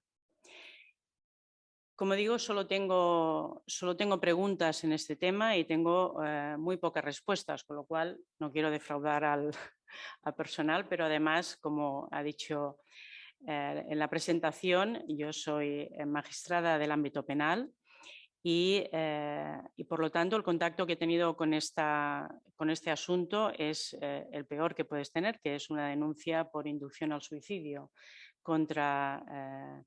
En este caso no era contra profesionales o ayuda activa al suicidio, sino que era contra un tercero, pero es el único contacto que he tenido con conductas similares. Por lo tanto, parto y pido disculpas ya por este desconocimiento y porque simplemente me voy a cuestionar una serie de cosas. Comentaba la Carme también, que es lo que tiene hablar en último lugar, que prácticamente todo lo que quería decir ya ha sido señalado, que efectivamente la Ley 41/2002, que regulaba la autonomía del paciente, es la que nos habla en todo caso del principio máximo de libertad, del principio esencial del consentimiento y del consentimiento informado. Y yo creo que ese es uno de los kits de la cuestión en este asunto también, porque se planteaba si realmente vamos a transformar el consentimiento informado en un puro trámite burocrático, también en este asunto, como pues en otras ocasiones lo hacemos pues, cuando requerimos una intervención quirúrgica o cualquier otro tratamiento que requiera de dicho consentimiento. Bien, creo que la respuesta, desde luego, está en la ley, pero está en el sentido común. Para poder hablar, en todo caso, de consentimiento informado, la persona debe entender absolutamente a qué se enfrenta, qué es lo que se le está explicando. Y, por lo tanto, uno de los deberes que desde GEMME, además, que defendemos otro tipo de administración de justicia, reivindicamos a menudo la adecuación del lenguaje jurídico a las circunstancias personales del ciudadano que acude a los tribunales. La misma exigencia sería para el entorno asistencial y, por supuesto, médico, en el que la información solo tiene el efecto que se exige en la ley cuando es completamente entendida por la persona. Nosotros en el Estatuto de la Víctima hablamos de que la víctima tiene derecho a entender y a ser entendida. Y eso pasa no solamente por una escucha activa, sino también por una adecuación del lenguaje.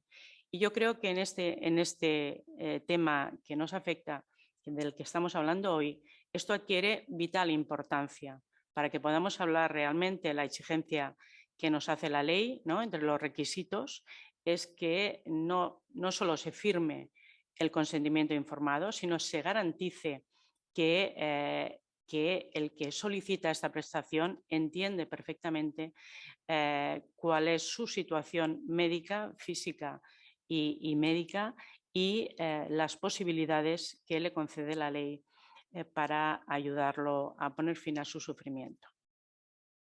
Bien, otra de las cuestiones que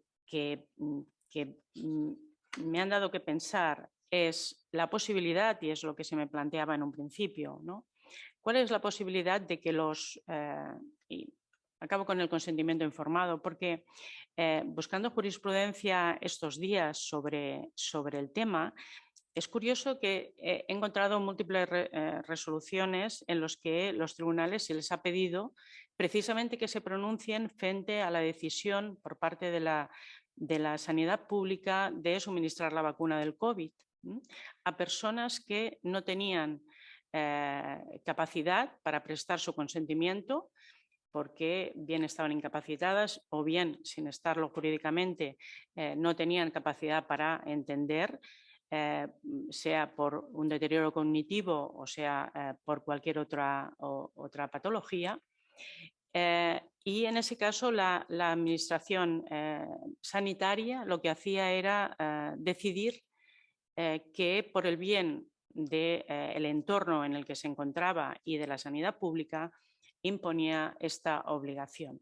Bien, curiosamente, algunos familiares y también el Ministerio Fiscal han interpuesto demandas contra la decisión y entroncando siempre con este consentimiento, que se considera que, como no se ha prestado, es una clara limitación a la hora de llevar a cabo cualquier actuación médica. Pues he encontrado varios y otro de ellos que me llamó poderosamente la atención era el caso de un bebé, de una niña de pocos días o de pocas semanas, que ya nació, de hecho ya tenía un pronóstico bajísimo de supervivencia, a consecuencia de patologías ya que se habían detectado en la fase fetal, y en los que todo el equipo asistencial que la había atendido desde su nacimiento había recomendado a los padres poner fin al esfuerzo terapéutico que se estaba haciendo, porque valoraban que era un esfuerzo inútil y que sobre todo aumentaba el sufrimiento de la paciente. Curiosamente, todo el equipo asistencial estaba de acuerdo en considerar que era un caso de obstinación terapéutica. Y eso yo creo que enlaza muy bien con el posible conflicto que se da entre la persona que está solicitando la ayuda para morir y su entorno familiar. Esta obstinación terapéutica que en un momento dado puede mantener la familia frente a la decisión personal, individual e intransferible como un bien personalísimo que tiene la persona que ha solicitado esa ayuda para morir. Todo ello, como digo, me replanteaba dónde podemos encontrar los problemas. Los problemas que algunos operadores jurídicos han planteado van, por una parte, en relación al tema de la confidencialidad.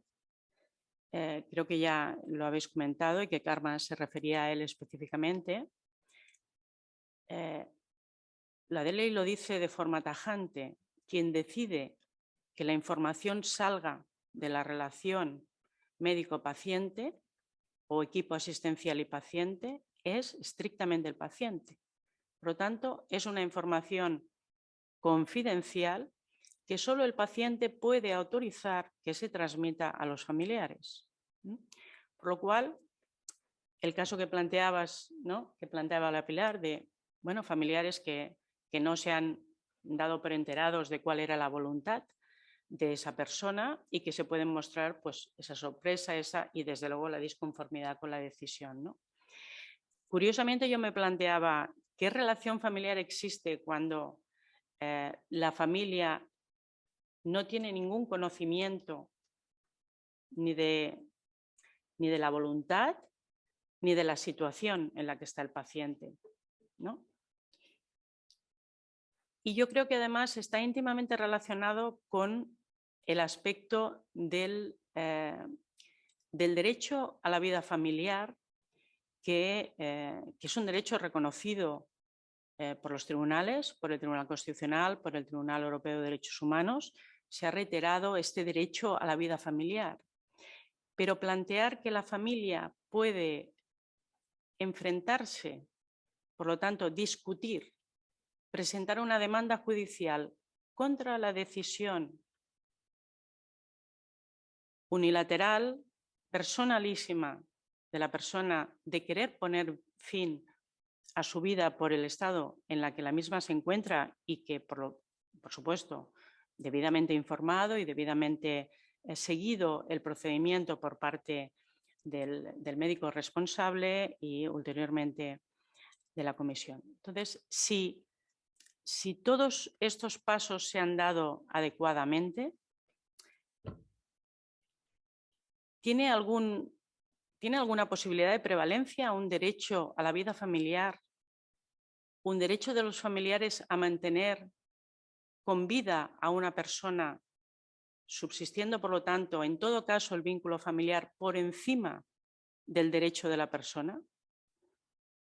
Yo, francamente, creo que la respuesta es obvia.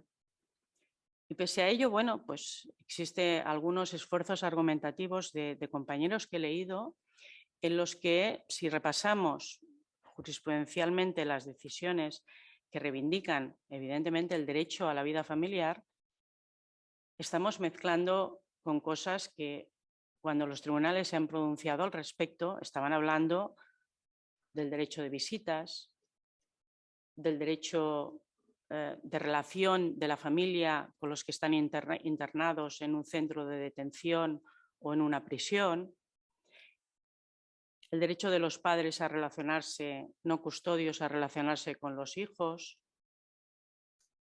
el derecho de los extranjeros a que no sean expulsados en caso de tener familia, porque se rompen los vínculos familiares con la expulsión.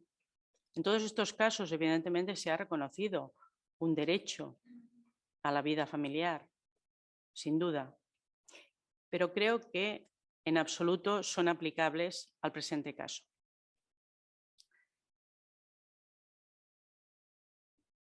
Algunos ejemplos también que encontramos en el Tribunal Europeo de Derechos Humanos sobre este conflicto que podemos encontrar, lo tenemos con el caso Lambert y otros contra Francia. Es una sentencia del 2005 en la que hubo precisamente un conflicto en los diversos familiares porque la persona estaba en un estado vegetativo desde hacía meses y lo que antes comentaba de la obstinación irracional en el mantenimiento del tratamiento médico, y llegó a los tribunales y llegó incluso al Tribunal Europeo de Derechos Humanos. Y se planteó este conflicto entre el derecho a la vida familiar y a la familia, de mantener con vida a esa persona en estado vegetativo, que se confrontaba con aquellos que anteponían la dignidad del paciente y lo que querían era la desconexión no quiero utilizar entre tanto médico terminología incorrecta, digamos, del soporte vital. Gracias.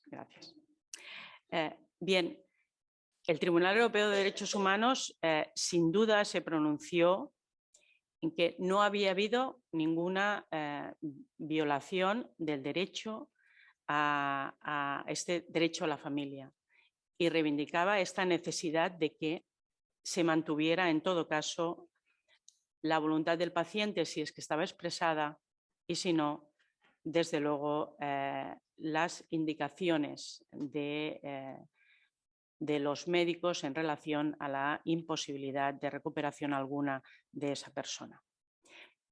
Y otro caso curioso también, el caso Koch, en el que era un caso de suicidio asistido, el Koch contra Alemania, del año 2012, en que los tribunales le denegaron al marido, a la pareja de la persona tetrapléjica, el suministrarle la medicación para ayudarla a morir. Bien, se indicaba también que debía respetarse en todo caso el derecho de este familiar que tenía legitimidad para plantear esta demanda ante el Estado, precisamente por esta vinculación y la imposibilidad que tenía la persona de expresarse, pero estando clara la voluntad de ella de no alargar su vida más allá de lo que era absolutamente necesario y sobre todo para evitar el dolor y la indignidad que representa algún tipo de muerte. Bien, simples ejemplos para llevar a la reflexión y que supongo que en el debate pues espero que salga. Y una última, yo creo que sí que nos puede traer problemas, es el caso de las personas que tienen incapacidad para expresar su voluntad. Es verdad que la ley en esos casos, corrígeme si me equivoco, Francesc, ¿no? La ley en esos casos descarta la posibilidad, porque si alguien no puede prestar y hacer la demanda, pues simplemente no se puede iniciar este proceso. Y la excepción es cuando hayan voluntades anticipadas. La excepción sería precisamente el caso que la persona ha firmado o un documento como el testamento vital o alguno equivalente, lo dice el propio artículo 6. Bien, sobre esto sí que nos puede plantear problemas porque en el momento de firmar el consentimiento no está justamente en el momento en que se va a llevar a cabo el proceso, por lo tanto, en la fase final de la vida y con una persona consciente, sino que debemos retrotraer esta prestación de consentimiento a un momento muy anterior, quizá muy lejano en el tiempo. ¿Cómo se ha firmado este testamento vital? ¿La persona ha recibido información suficiente de lo que representa? Y sobre todo una pregunta clave, ¿estaba en condiciones de prestar el consentimiento? ¿Estaba en condiciones de firmar ese testamento vital? Claro, podríamos decirlo, bueno, si se hace ante un médico o ante el cuerpo asistencial, pues parece que se debe comprobar no solamente que se entienda lo que representa el documento, sino que la persona tiene esta capacidad para entender y para decidir libremente. Pero si se hace delante de notario, yo me planteo, y me lo planteo por desgracia, por la experiencia que hemos tenido en tribunales, en los que se pone en cuestión precisamente la decisión que plasma el notario en una escritura, en un testamento o en cualquier otro acto jurídico, y en el que en muchas ocasiones se nos dice, se nos acude a los tribunales para precisamente decir, oiga, es que la persona, el notario no se aseguró que la persona tuviera una plena capacidad, con lo cual pues mi madre fue llevada al notario para hacer testamento con mi hermano y ella no estaba ya en condiciones de decidir nada y sobre todo su voluntad estaba completamente sometida por las indicaciones del otro familiar. Bien, es un caso que se nos ha planteado muchísimo en la práctica y que yo creo que nos debe hacer replantear sobre todo los problemas que pudieran llegar en este momento, cuando la persona no puede, en el momento de acogerse a esta petición de ayuda a morir, no está consciente, no está capacitada para prestar el consentimiento en ese momento y debemos acudir a estas voluntades anticipadas. Y sobre todo porque el legislador nos ha añadido un plus de complejidad. ¿Por qué? Porque con la Ley 8/2021, la Ley 8/2021 es una reforma a fondo de la legislación civil y procesal relativa a las personas con discapacidad y es un cambio de paradigma absoluto, porque pasamos de una situación en que teníamos claro que las personas incapaces pues estarían sometidas a tutela o a curatela en complemento de su capacidad y por lo tanto alguien decidía por ellas. Con la Ley 8/2021 cambia absolutamente el escenario porque se trata en todo caso de reconocerle capacidad a cualquier persona. Por lo tanto, las personas dejan de ser incapaces para ser personas con algún grado de discapacidad que necesitan de apoyos en determinadas áreas de su vida. Eso supone que ahora no nos encontraremos con una persona declarada incapaz por un juez, sino que la resolución judicial lo que tendrá que decir es qué tipo de apoyo precisa. Y eso ha sido una larguísima reivindicación por parte de los colectivos que presentaban algún tipo de discapacidad y de las dificultades, ¿no? Y el rechazo a negarles absolutamente sus derechos como ciudadanos. Bien, ¿cuál es el problema? El problema es que si ya ni siquiera tenemos un documento que nos diga, ¿no?, una resolución judicial, que no estoy hablando de las administrativas, pero podríamos hablar, que nos dice que esa persona ya no podemos decir que está incapacitada, ¿cómo hacemos la valoración de que tenga capacidad suficiente para prestar o no el consentimiento en un tema tan, vital, podríamos decir, como es precisamente la ayuda a morir? y como es también las voluntades anticipadas. Por lo tanto, dejo expuestas mis dudas y desde luego agradezco la oportunidad de estar en esta mesa, sobre todo por lo que he aprendido esta tarde, ¿no? Y realmente felicitar a los que estáis implicados en estos procesos, porque va mucho más allá de un trabajo, de una función, sino que hemos depositado como sociedad en vuestras manos también la responsabilidad, ¿no?, de decidir, de proporcionar esta ayuda a morir.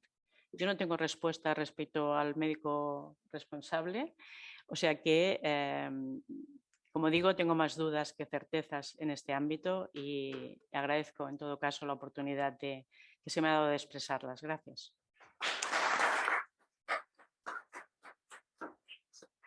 Gracias, Carme, por la aportación. Yo creo que ha sido demasiado modesta y yo creo que has contestado hasta algunas preguntas, o al menos algunas que nos hacen desde el chat.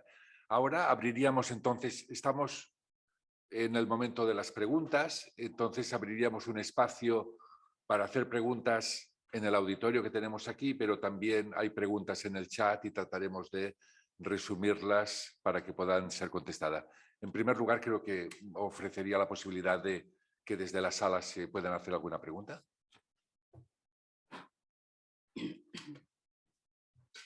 Felicidades a todos por la ponencia. ¿Sí?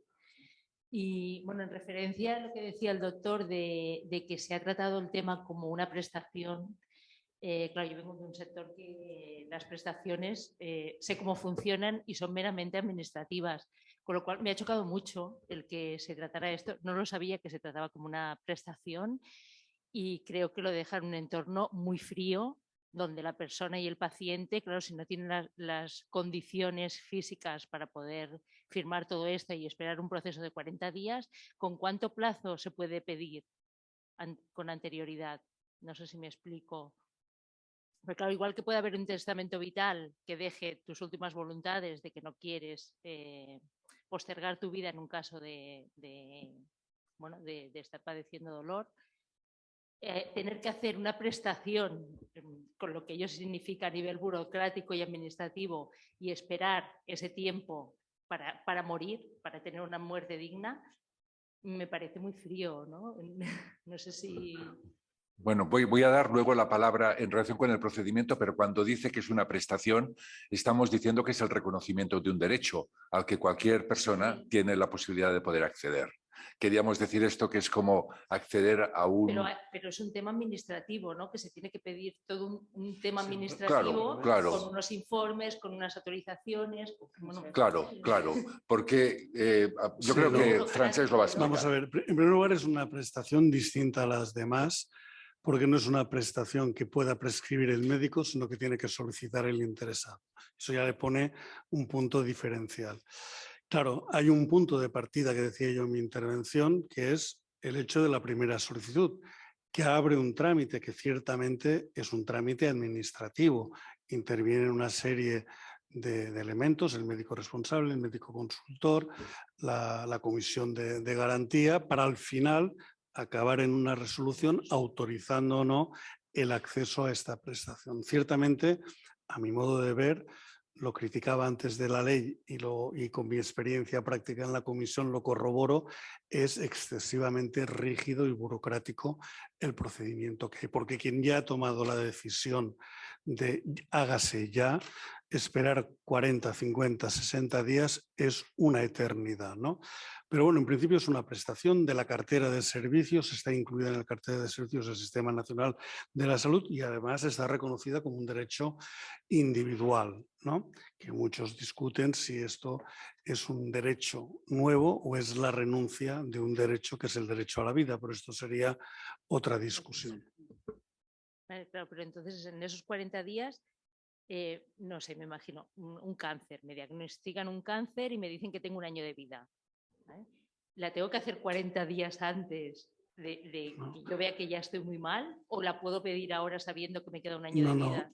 No. Eso es lo que me refiero, ¿no? Se ha de Que esperar a último cumplir, momento. se ha de cumplir lo que la ley denomina el contexto eutanásico. Por tanto, lo que comprueba el médico responsable y lo que después el médico consultor emite una segunda opinión y después verifica la comisión es que se está dando en acto actualmente esos requisitos de carácter clínico, la enfermedad grave, incurable en un contexto de fragilidad, el padecimiento crónico imposibilitante, y eso es lo que hay que comprobar en este proceso que se abre formalmente, ¿no? Para el derecho, se abre formalmente el día que se firma la primera solicitud, que se tiene que firmar acompañado con un profesional sanitario, y ahí se desencadena todo el procedimiento con los distintos trámites que he intentado explicar sucintamente, pero no puedo anticipadamente, ahora pido para cuándo, porque no sabemos el para cuándo será. Lo que sí que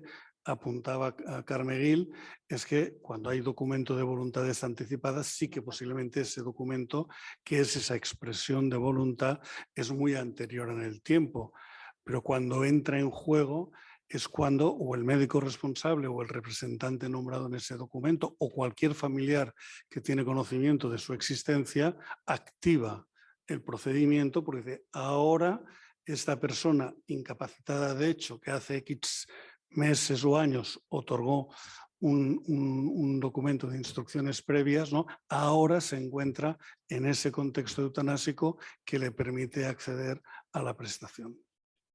Gracias.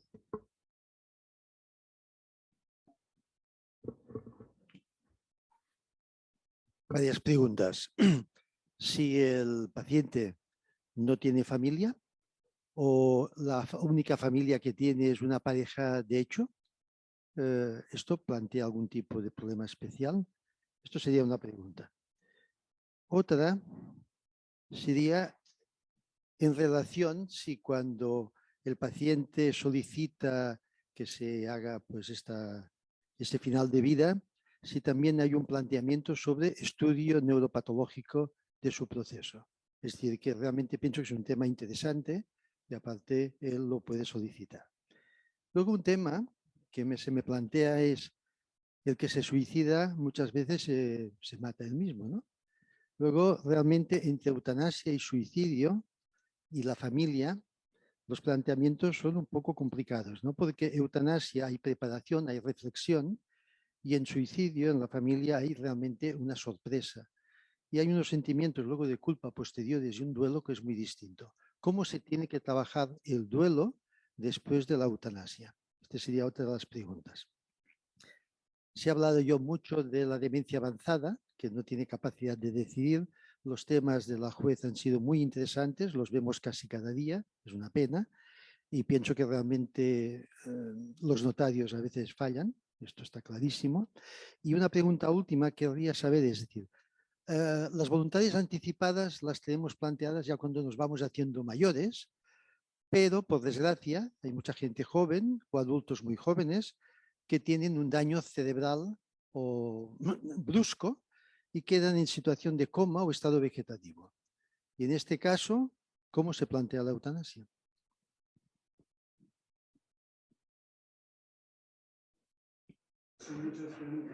Lo del estudio neuropatológico se lo dejaré para Pilar.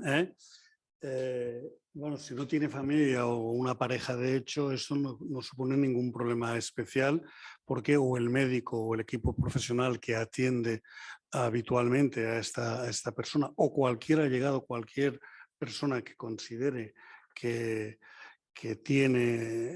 se encuentra en esas circunstancias clínicas que le darían acceso a la prestación y conocen que hay un documento de voluntades anticipadas, pueden activar el procedimiento. Al menos este es el criterio de la Comisión aquí en Cataluña, que es una de las lagunas que no deja excesivamente clara la ley orgánica, que nos ha dejado muchas lagunas por rellenar. Por tanto, en principio no ha de haber problema. El kit de la cuestión está en que existan las instrucciones previas.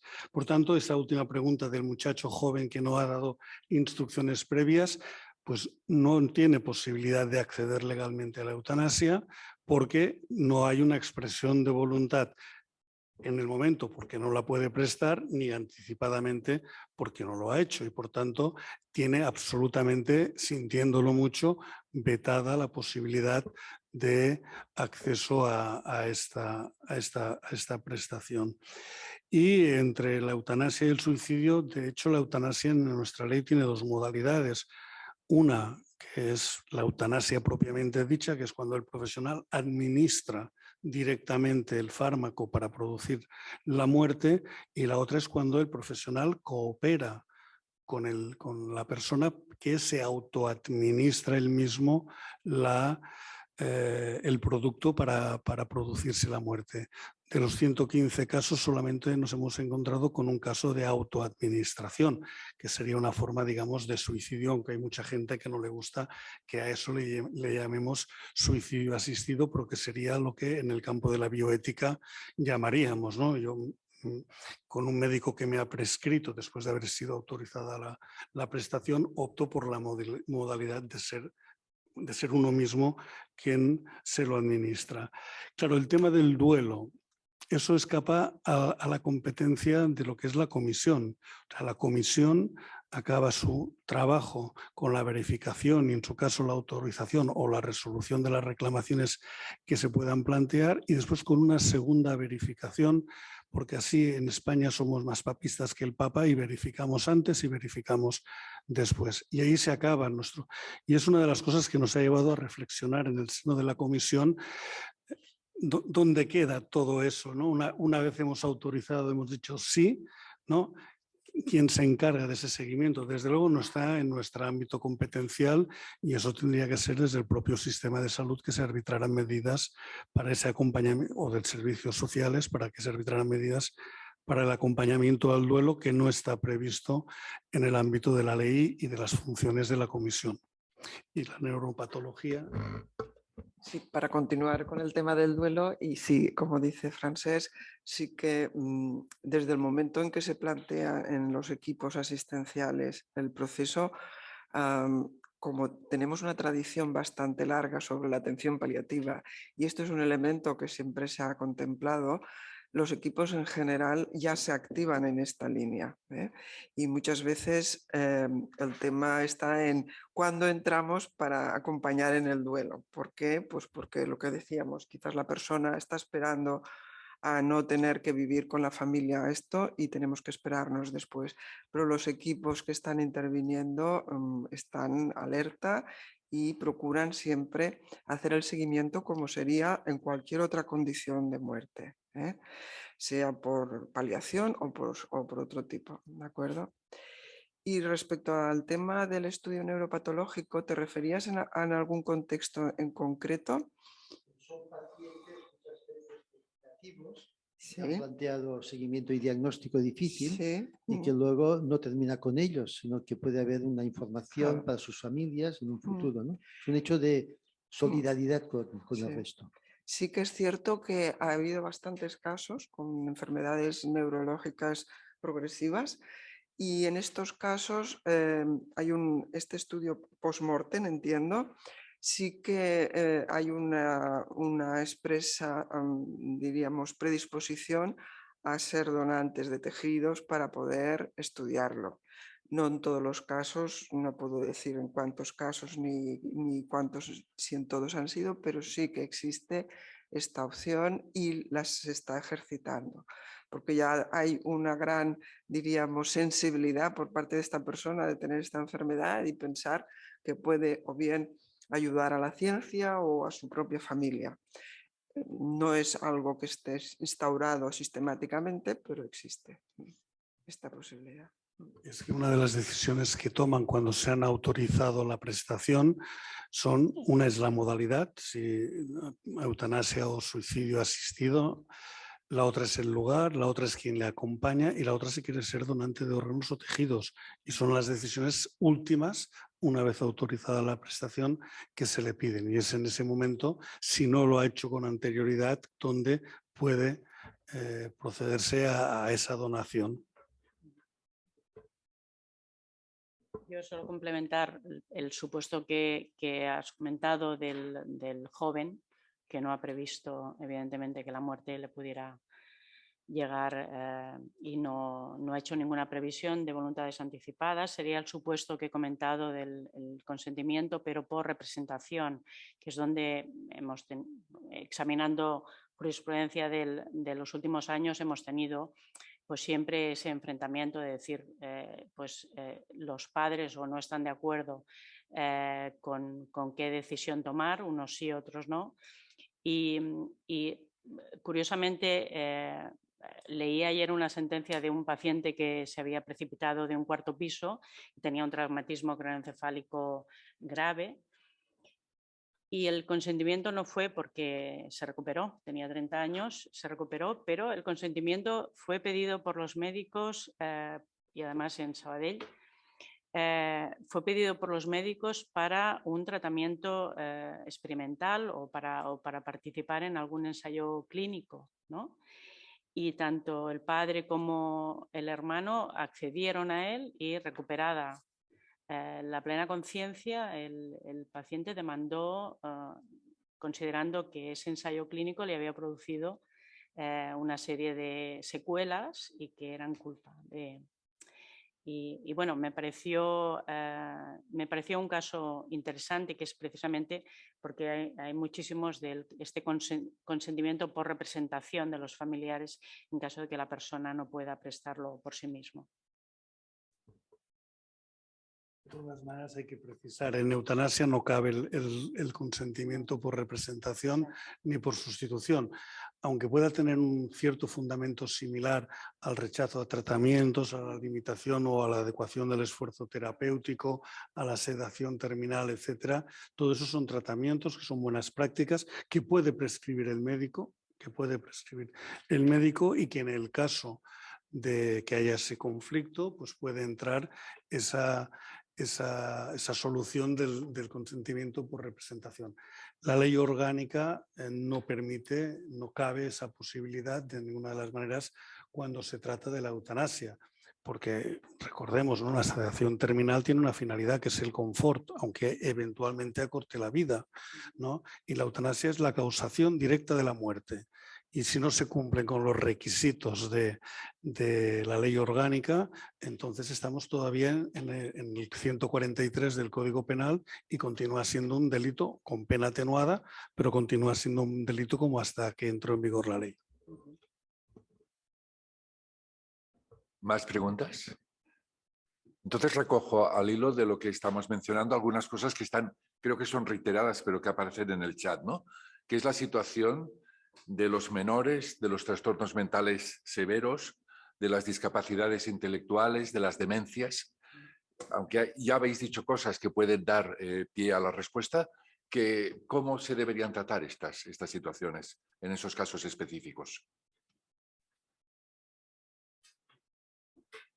Aquí tampoco entraría, tal como está diseñada la ley, la teoría del menor maduro, ¿no? Tendremos una mayoría de edad sanitaria a partir de los 16 años y para determinadas actuaciones médicas o asistenciales incluso se puede anticipar esa edad, ¿no? A momentos anteriores, aplicando, ¿no? Valorando la madurez del menor. Aquí no cabe, la ley es la ley, es muy estricta, es una ley orgánica y todo lo que sea parte del camino que marca la ley, que es un cauce estrecho para algunos, ¿no? Pues quedaría fuera de su protección.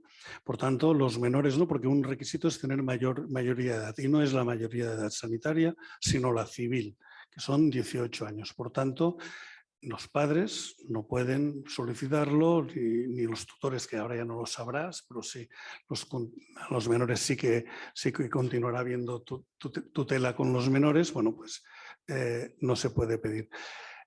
El tema de la discapacidad intelectual es el gran tema que ha apuntado y que lo tenemos en la lista de la comisión para discutirlo. No nos hemos encontrado todavía en la práctica con ninguna solicitud y cuando algún día llegará, ¿no? Del ámbito de la discapacidad, que ahora se les ha reconocido a las personas con discapacidad que tienen capacidad jurídica como todos los demás.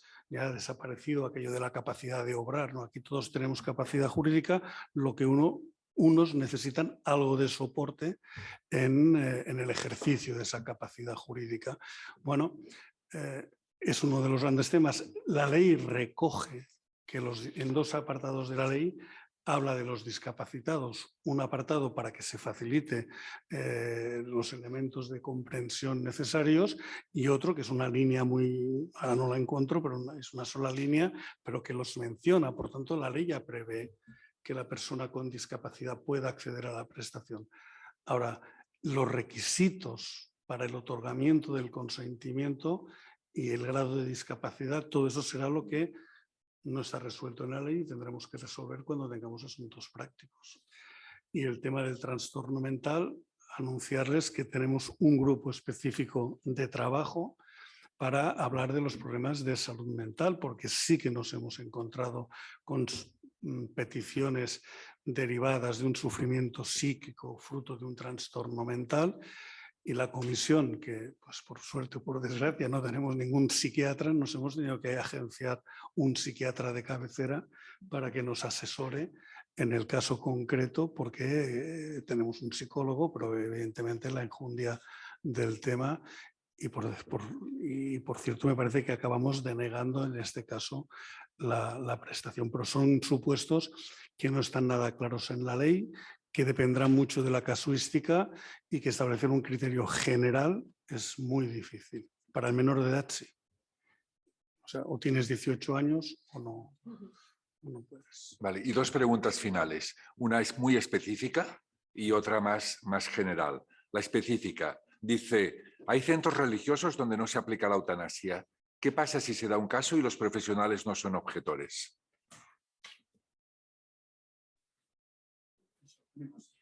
Esto lo tenemos estudiado. En primer lugar, es opinión de la comisión, como de la mayoría del mundo jurídico y bioético, que no cabe la objeción institucional. Que si hay una objeción institucional, lo que no pueden es obligar, porque se ampara esa objeción institucional en la libertad ideológica. La misma libertad ideológica y autonomía técnica pueden tener los profesionales que trabajan por esa institución, e imponerles el criterio institucional sería en este caso violar la libertad, ¿no?, que se invoca para ejercer la objeción de conciencia. Por lo tanto, nuestro criterio es que no puede existir una objeción institucional. Lo que sí que en todo caso no se puede negar la prestación, entendemos, y en ningún caso, y mucho menos si esta entidad religiosa está concertada con el Sistema Nacional de Salud, porque esto es una prestación del Sistema Nacional de Salud. Si fuera privada exclusivamente, pues mira, cada quien en su casa pues hace de su capa un sayo, pero en el sistema público de salud, seas por régimen de concierto, pues tendrás que estar a lo que es la cartera de servicios y por tanto nosotros cuando hablo de nosotros, hablo de la comisión aquí en Cataluña, nos oponemos frontalmente a la posibilidad de la objeción de conciencia institucional. Hay que decir que el Comité de Bioética de España la defiende, por ejemplo, ¿no? Y la última pregunta ya para terminar está relacionada con el objeto de nuestra sociedad, que es la mediación. Y plantean, la mediación delante de los conflictos que pueden haber debería ser una prestación, ahora sí, del sistema público de salud para resolver estos conflictos que habitualmente se plantean, no solamente en el caso de la eutanasia, sino en otros. ¿Debería estar incluida? ¿Debería ser financiada?